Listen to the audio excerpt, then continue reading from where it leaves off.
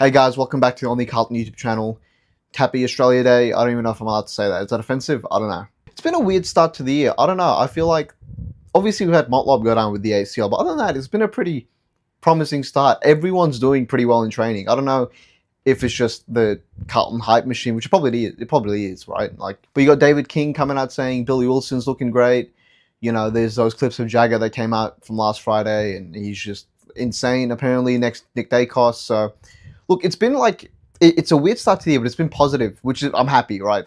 If there's anything we need this year, it's just positivity. And I know that's cliche, you know, not everyone's going to like that, but bro, last year was so bad. Bad's an understatement. Bad doesn't do it justice. Last year we were just starved. It was supposed to be our year, and it just wasn't. So I'm happy that at least the narrative's changing a bit, even if it's training, even if it's false hope, bro. And I don't really care that much. Like, I just want to enjoy footy this year. That's all I want to see.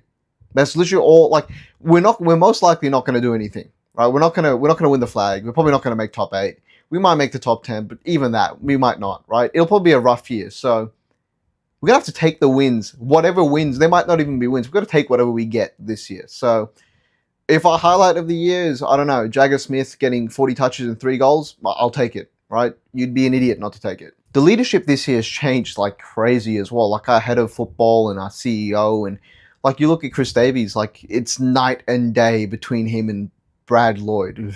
Saying Brad Lloyd's name makes me shiver. Like, I have actual PTSD from watching Brad Lloyd in front of a camera like this. Like, wholeheartedly, talking to a camera is pretty weird, right? Like, if I'm being honest, I can understand, but I'm not the head of a football club or head of a football department, so I would cut me some slack. I wouldn't cut Brad Lloyd any slack at all. So leadership off field has changed. You know, leadership on field is going to change, whether we like it or not. I mean, Kerno was the vice captain. He's leaving.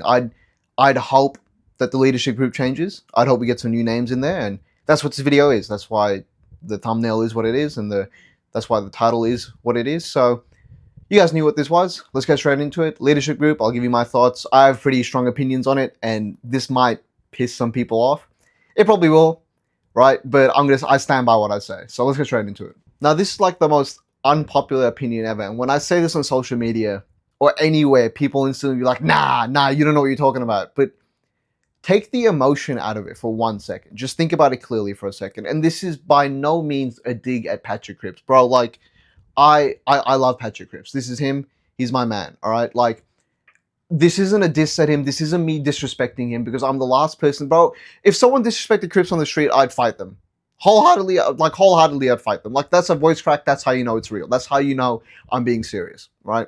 I don't think you understand the connection I have with Patrick Cripps. Watching him grow up, watching him put the club on his shoulders for the better part of 12 years, taking back injections in 2021 just to get through games, like, appreciate a fractured back in 21. And, like, there was no need for him to do that. We were not going to make finals. We weren't going to make finals. Like, there was absolutely no need for him to do that. But he's just a baller. He's just an actual G.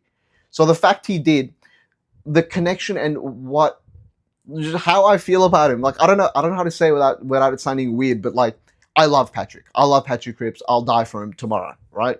That being said, he's now 31 years old. He'll be, if I'm not mistaken, he'll be turning 32 in April. Is his best football behind him? Think about the way he plays. Think about his game style, how he's a crash and bash, inside mid, right? His whole game style is that he's bigger than you, he's stronger than you, and he's most likely fast, more explosive than you. He's not the fastest player, but he's really explosive out of packs. How much longer can he keep doing that? Now, 32 isn't the oldest age ever. It's not like, you know, he's an old man, but have we managed him well? I don't think so. I don't think we managed any of our players well, right? Let alone Patrick Cripps. Bro, like I said before, he's playing with a fractured back in 21. Like, does that sound like good management to you? Do you think he actually has a 32-year-old's body? Or do you think his body's fucking broken down? I'm not saying he's going to be bad. I'm not saying he'll be terrible. Bro, he might even win the Brownlow this year. You don't know with Cripps. He's a freak. But the likely outcome of him this year is he'll decline. This is his, like, he'll start going downhill from here. And I say this, right? Everyone gets upset, but think about think about the list the way it is now. Think about the circumstance we're in. Voss is contracted for another year, 1 year. That's it. To me, if he doesn't make finals, if Michael Voss doesn't make finals, he's not going to be there next year.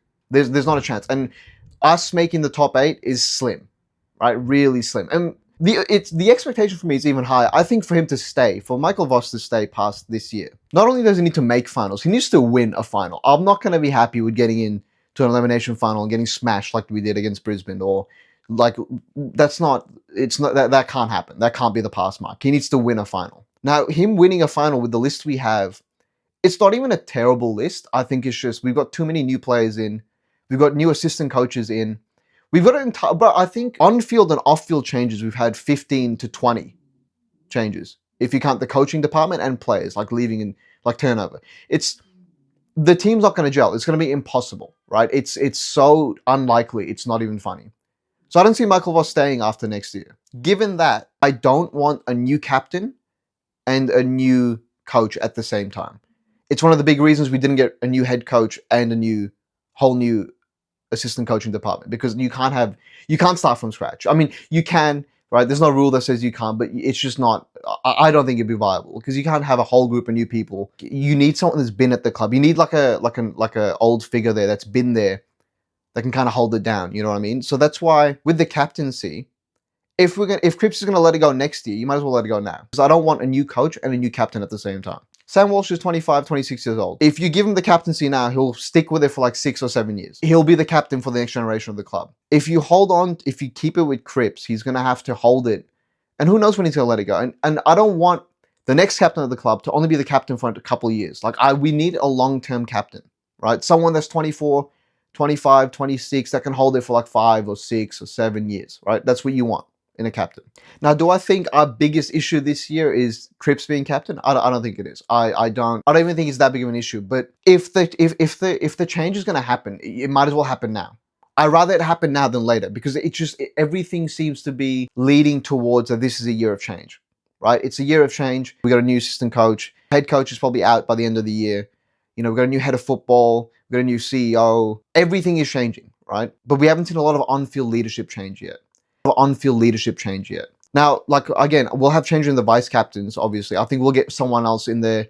I also really want a third tier of leadership, which I'll get into a little later. But I think that's important. I think that's something clubs should do, or the good clubs do, like Collingwood, Brisbane, like all these top tier clubs. Geelong has it as well. So that is the way forward, but we'll get into that later. Now, the captaincy, it's between Walsh and Wiedering. But for me, just a personal preference, I don't know, everyone's like this, I'd rather have my captain in the middle of the ground.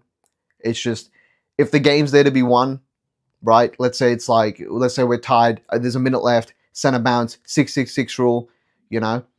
I'd rather have my captain in there, in the guts, ready to die for the ball, right? That's just how I've always been. He can kind of control the game better as well, whereas a captain in the back line, or even the forward line, I don't think that they can be as impactful when the ball's not on their side, whereas a midfielder would chase the ball all the time. Now, maybe that's a juvenile way of thinking about it, but to me, it makes sense, right? I think that's a valid point. So for me, it's been Walsh. If you look at Walsh, he's training well. You know, there's a misconception that, oh, he's always injured. Bro, if you don't count the foot injury this year, which took him out for 10 weeks, which, by the way, he's never been out for more than four weeks in a row in his career. So this was his longest long-term injury of his career, right? If you don't count this year, he's only missed 15 games in his career. In his six-year career, when did he start? 2019. Right? From 2019 to now, in his 6-year career, he's missed 15 games. If you count the foot injury this year, which was like 9 weeks, it's like 24 games, right? He's played over 100 games. Bro, he plays like 90% of his games, right? Throughout his career, he's played 90% of possible games played. So let's not sit here and act like, you know, injury is a big problem or anything, because that's just a misconception. It's factually incorrect. Like, I'm just giving you the numbers. It's not even true, right? What he does do is that he always has interrupted preseason. That's where the myth comes from, I'm assuming. It's because, like, oh, you hear about Walsh, you know, syndesmosis or ankle injury or his back issues. But again, his back issues, bro, he won a Gary Ayres after his back issues. Like, you know what I mean? Like, he won the MVP for final series, and he only played 3 games. He played the elimination final, the semi, and the prelim. He has it. And if you look at his attitude this year, especially towards the end of the year when he came back, he was getting 30 touches with 50% time on ground. He was killing it. And there was no reason for him to do that. There was nothing on the line, right? Which some people look at as a bad thing. To me, it's like, He didn't have to do that. He's one of the higher paid players at the club. He's a vice captain. He's coming back off a long injury. The season's over. Why would he have to, lock in? But he did anyways. He wanted to prove a point. His mentality is also one of, if not the best at the club. Like when he came out and said, I think it was in the Port game where he's like, that no bullshit mentality. I know it's like weak and maybe it's nothing crazy, but man, like I don't think you understand how long we've been starved of anyone saying anything like that at our club. Like it's crazy, right? Like the fact that someone can say, it's a no bullshit mentality, we should just lock in on football and we all go crazy. I think that's a separate issue on itself. But the fact that he said that it's moving towards the right direction, right? And look at the intensity he plays with, bro. He doesn't he seems quiet and calm, but on the field, bro, he's like, I would say he's more aggressive than Cripps is. Current day Cripps. I feel like Cripps has kind of matured over his captaincy career. I feel like if you look at early on, he used to get on punch-ons and like brawls and stuff. Now he doesn't. He kind of stays on the side, and that's maturity. I don't think that's him. That's not a bad thing, but I also just want a captain with a bit of biff in him, like with a bit of CUNT in him. So Walsh is my guy for that. Like I've always been pretty stern on it. I think after like halfway through the year, I was like, this has to be our captain. Like when he came back, especially when he came back, I was like, it's time. Perfect age, 25, 26. Cripps got the captaincy when he was 24 or 23. So he's not too young. Don't believe anyone that says he's too young. But again, the captaincy isn't the biggest issue in the world. I think Walsh can be just fine in a vice captaincy role, which is completely fine as well. I have nothing against that. But I do think as well it could help Cripps out. It can take off the pressure off him, which, bro, is there an AFL captain right now with as much pressure on him as Patrick Cripps? I don't think so. Right? With the shit year we've had, not even this year. You look at the last 10 years, bro. Like he's held the entire club on his shoulders. Give him a break. And again, this is if he wants the break. If he wants the captaincy and he's like, nah, I'm not letting it go. You know what, bro? You're Patrick Cripps. You're Patrick Cripps, bro. You can do whatever you want. All right? Let's live conversation between me and Patrick Cripps. That's what I would say to him in person if I saw him. If I saw him in person, I'd probably be jumping up and down. I don't know why I'm lying. If he wants it, let him keep it, but I think it'd do him some good. I think he can drift into the forward line more, which he will do this year. We've seen it in open training. And he can just ease off a bit. Like he's still going to be the same Cripps. Bro, he'll still be in the leadership group. He's not going to get removed from there completely, even if he's a vice captain or in the third tier. I don't mind. I don't believe in co-captains though. I don't like co-captains. Like that's always been a thing I've been against. It's like, how can there be co-captains? How can you have two different voices? What if they disagree? That's always just something I've thought of. Now, obviously Brisbane had co-captains. Lachie Neale stood down. I'm not going to say anything on that, but so he stood down. So Harris Andrews going to lock down the fort down there. But yeah, co-captains is not something I'm interested in. I don't think it works that well. Maybe it does with certain dynamics, but not with us. So one voice, whether it's Walsh, whether it's Wiedering, even if it's Cripps, right? Like again, it's not the biggest issue in the world. It's just something I thought would be worth talking about, would be worth a discussion. But yeah, it seems to me like everyone's like really emotional. Like, nah, Cripps, no, never. You can't say blasphemy, bro. How dare you say Cripps can't be captain? Like, if you disagree with me, it's fine, but you got to give me some reasons at least, right? And I'm happy to have a discussion in the comments as well. Like, bro, like, I could be wrong. I could be an idiot for all I know, right? But I'm just saying it on camera because it's what I believe. So leave your thoughts below if you think Cripps should be captain, if you think it should be someone else. Maybe you have some wild name. Maybe Elijah Holland should be captain, all right? I don't know. Some people are really creative with their captaincy picks. So there actually is a player I really like. Now, our vice captains, right? It was obviously last year was obviously Curnow, Walsh, and Wiedering. Now let's say Cripps stays captain. Walsh keeps that VC, Wiedering keeps that VC. I don't think we need a third vice captain. I don't think we need one. The only person I could think of, because the way the leadership groups work in most clubs is like they like having a leader on each line, so like defense, mid, and forward. The only captaincy option we have in our forward line is Harry Mackay. He's really the only senior player there. Hayward is a senior player and he's been there and done that. He's been in grand finals, but I'm not the biggest fan of players coming into clubs and getting a leadership role straight away, unless they're a superstar. Like people bring up Chris Judd. That's different. Obviously, that's different. Will Hayward is not Chris Judd, but I feel like it sets a bad... Oh, maybe it won't. Hey, but I'm not in the club. But to me, if I worked my ass off at a club for 3, 4, 5 years, however long, and some guy just comes in and gets a leadership role while I haven't got one, would be. And we definitely have some players that work their ass off, like someone like George Hewitt, who's been there for, what, 3 years? Been a workhorse. You know, even like, he's young, but Ollie Holland's been working his ass off since he's been at the club. I'm sure Nick Newman, you know, he's been there for a while. These are all older players that could be leadership positions. They could be, but they're not, right? Which kind of gets me onto my third tier of leadership point, which is there's captains and vice captains, and then there's a leadership group, right? We've never had a leadership group, like a third tier of leadership. Now, there are clubs, and I'll put them up on screen, that have third tiers of leadership, and you'll be able to see their leadership groups. So they have captains, vice captains, and then a third tier. We have so many players in our club that I believe could be in that third tier that aren't really vice captain material. I think Harry Mackay is one of them. Now people are gonna be like, oh, nah, you know, what if he dips out at the end of the year with mental health? Like, I think that's a pretty stupid argument. There's a lot of players on our list that, like a Nick Newman, who I wouldn't want as a vice captain, or even or obviously not a captain, but I wouldn't mind him in a leadership position that would put onus on him to be a leader. I feel like there's a lot of players at our club that could be leaders, but they just don't, because there's no response. They don't have the obligation to be a leader. There's nothing. We're not asking them to be leaders. We're not demanding anything from them. And I feel like we don't ask a lot of any of our players besides our top three, like Cripps, Wiedering, and Walsh. I feel like everyone else we let off the hook. Like Nick Newman, bro, you're 35. Because there's no reason that you can't lead. There's no reason that you can't be in the back line and like helping players out, or like, you know, giving them sprays, or like just being in a leadership role. Now, he might do that, but I feel like if you give him like, oh, okay, you're in the leadership group now, you're in that third tier, it puts an onus on him. It puts like a responsibility that, okay, I'm a leader now. I have to do this. Right? And maybe he does it maybe he does it usually anyways. Maybe he does it all the time. Maybe he doesn't need it. But there's a couple of players that I think would benefit from it. Like someone like a Hewitt, Newman. I'm going to say this name, and it might piss people off, but Ollie Hollands. I really think Ollie Hollands is one of our next captains. I think the kid has it. And people are like, oh, he can't kick. Bro, he can't kick. You know, he can't tackle. He's too small. Bro, the kid's 21. He averages 20 touches a game, and he goes at like 70% efficiency. Or 75%. He can kick, bro. He kicks every 4 kicks, he hits 3 of them. That's not a horrendous rate for a winger playing in one of the worst midfields in the competition. Right? And I'll say that now, we've had one of the worst. Last year, we were one of the worst midfields in the competition. He has no help. We're playing off halfback as well. We were playing him out of position. So, that kid will be something, right? That kid will be something. I wouldn't even mind if they came out tomorrow and said, you know what? Ollie Hollands is our third vice captain. I'd be like, you know what? Not even going to complain. Let him. Good for the kid.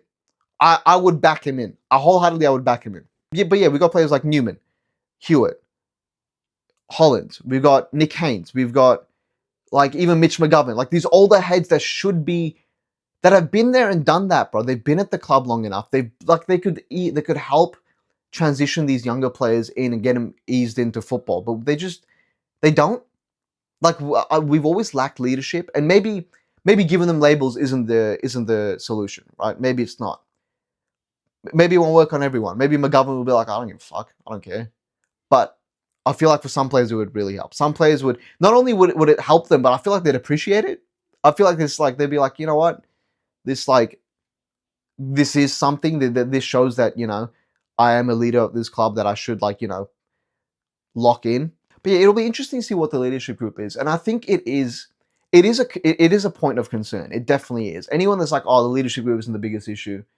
Man, we've lacked leadership for so long. When was the last time anyone other than Cripps? And Cripps is in my opinion, he's not a vocal leader. He's not like a Hodge where he's screaming or barking down instructions, or that's more Wiedering's type of role. But even Wiedering doesn't do it often. When was the last time we've had someone pull in some players, whether it's Cripps, whether it's Wiedering, and they're like, you know, and they give them a spray, or they tell them to pull their heads in, or they, you know, like just something like that. But I just want to see something. That's all I want.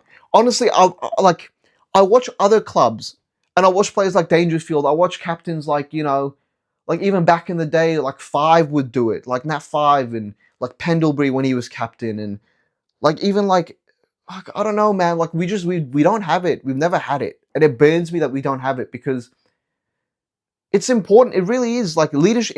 But it starts from the top. If you have shit leaders, how do you expect the younger kids like Cooper Lord, like Ashton Moyer, like Jesse Motlop? Shut up, my guy. Sorry, I got Got a reminder. The wound's still fresh. It's yeah. Anyways, but like players like that, how do you expect them to do the hard work, to like do the shit that no one wants to do and lock in when the players are older than them aren't, when the players above them aren't. Even our captains, they don't look at players and be like, oh, we want more. Like again, when was the last time we got a spray? When was the last time the coach sprayed a player that wasn't like 19-year-old Jackson Binns? When was the last time the coach was like, you know what, Cripps, that was shit? When was the last time that's happened, bro? Like, and I hope it changes. I hope this is the year of change. I really hope it is. And I believe it is. I really believe it is. But yeah, my big call, my big call, or what I want to see, I want to see Ollie Hollins in that leadership group. Bro, the guy's brother was in and out of rehab, right? He is also coming back. That's a big deal. So he's coming back now, right? He's been playing out of position. He's been through it. And not once did he complain. And he played pretty well this year. He's one of our better players. I think he's one of 6 players to play every single game this year, if I'm not mistaken. So the kid's got heart. He might not be the most talented footballer, but I'm sick and tired of putting a player in a leadership role because he's talented. Look at Charlie Kerner. Charlie Kerner is one of the most talented AFL players of all time. You cannot, like, as much as I hate him, that rat, bro, he's one of the most gifted athletes I've ever seen in my life.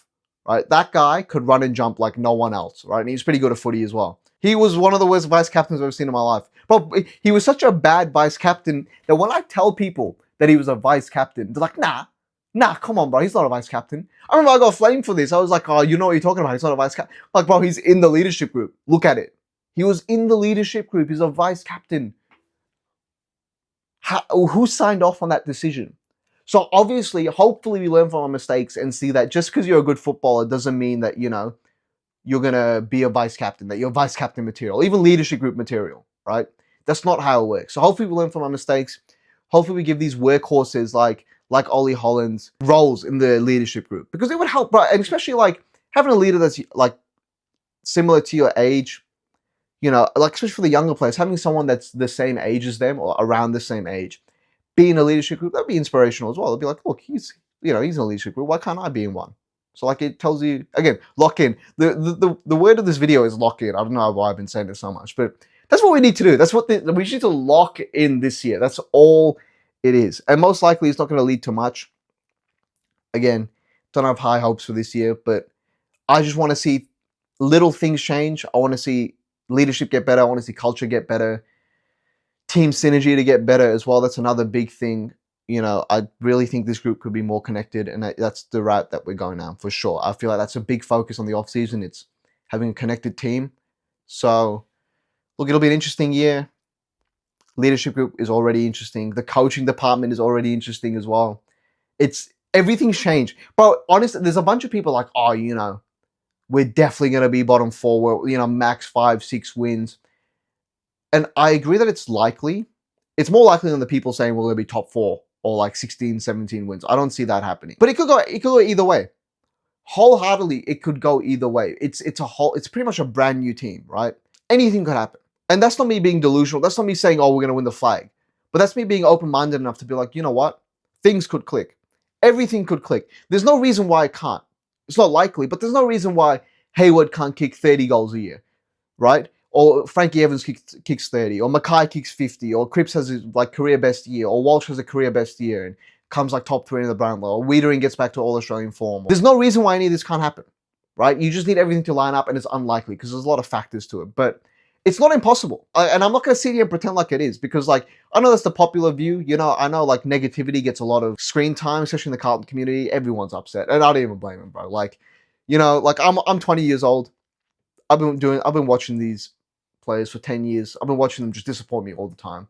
When I see older people, that have been watching the club for 30 or 40 years, that actually have seen success, so they know what it is, and then seeing this stuff for the last 30 years. Because I don't know what success is. Bro, I grew up with the Jed Lambs of the world and the Everetts and Levi Casbolt. Bro, I'm a Levi Casbolt fan. That's how rough it is. I used to think he's a great player, and I'll stand by that today. I'm like, you know what?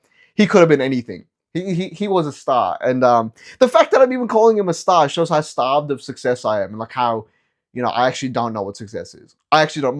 My highlight of my Carlton career is the semi. And you tell that to other supporters. Go tell it to a Hawthorn supporter. Oh yeah, my favorite Carlton memory is we won a semi-final that we had no right to win in the first place. Like, we had no justice, like, winning that game. Like, we had no right, but we won it anyways. Go tell a Holton supporter that's your Carlton highlight and see what they say. So we're starved of success. I don't blame anyone for, being negative or thing, but I feel like it could happen. It could. It definitely. Most likely won't, but it could. You know what I mean? Like, it's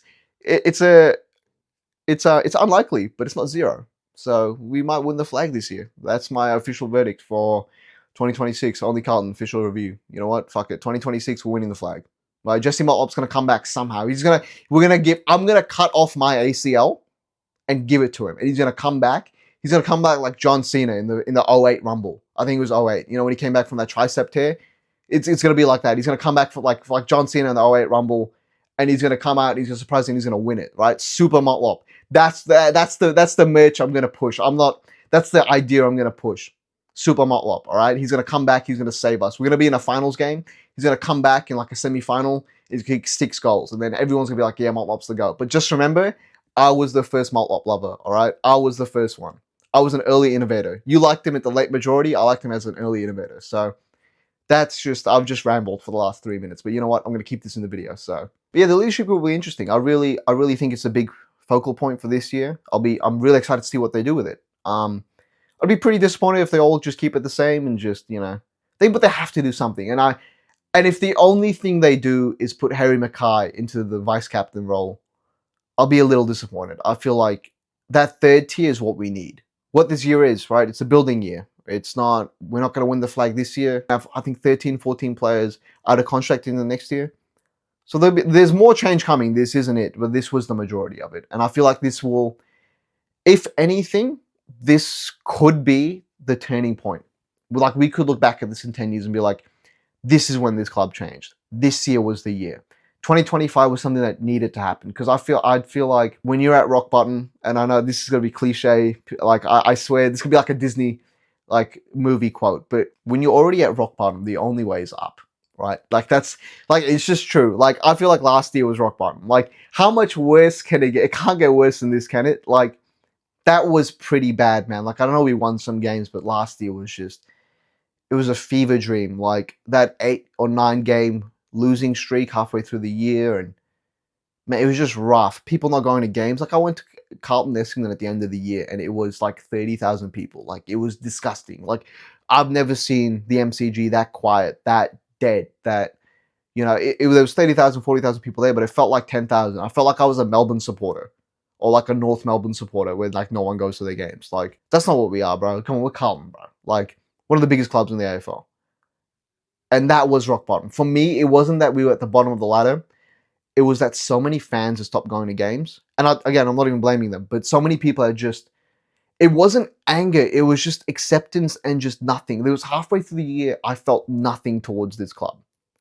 I went to games, I was like, we're going to lose. And we would lose games, and I'd be like, okay, well, I knew it was going to happen. There was no anger, there was no passion, there was nothing like, oh, we might win. There was nothing. After that North game, there was nothing. It was just numbness, and it really, like, I've never felt anything like it. So yeah, I don't know, man. Like, even like I would compare last year worse than 2018. In 2018, we won 2 games, but this year felt different. Like last year, sorry, 2025 felt different. It was a different type of failure. It was a different type of hurt. So, but yeah, anyways, thank you guys for watching the video. If you liked it, hit the like button, subscribe if you're not already.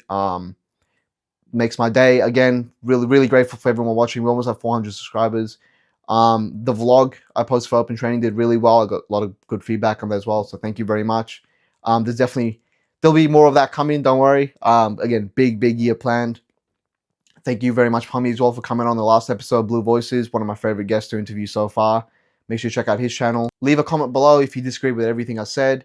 If you agree with things I said, or if you think I'm an idiot for thinking Cripps should not be the captain, I'm sure that'll be the majority of comments. So, but again, I'm one of the younger generations. I grew up watching Cripps. I consider Cripps, and I'll say this now, I consider Cripps the greatest inside midfielder of all time. All time. I think if you look at a midfielder whose job is to get the ball from the inside and get it out with clearances, handballs, contested possession, there's no one better. And I'll sit here and I'll die on that hill. All right, you can message me on Instagram, on Only Carlton, on my personal. I'll argue with you all night. All right, like I don't care. Like that's something I'll die on. I think he's one of the best Carlton players ever as well. You give it like you think about his position that he was in. You think about the team he was given, like just his entire role, bro. Like you put him in the 1995 team. I'm not saying you get 400 touches and 10 goals a game, but bro, you put him back 20 years ago. He's a freak athlete, 6'5", and he moves like that. They didn't exist back then. I don't know what they feed him, but players like that didn't exist back then. So, hot take probably, and people are gonna be like, you're young, you're delusional, but you don't know what you're talking about. Maybe it's true. So, if you think I'm an idiot, leave it below in the comments. If you think I'm smart, leave it below in the comments. You know, helps out in whatever engagement I can get. All right, like I love having discussion. That's what YouTube's for. That's why I made this channel. So yeah, again, thank you guys for watching. Still have no idea how to earn YouTube videos, so I'm gonna call it a day, like I always do. That's my trademark now. Yeah, thank you guys for watching. See ya.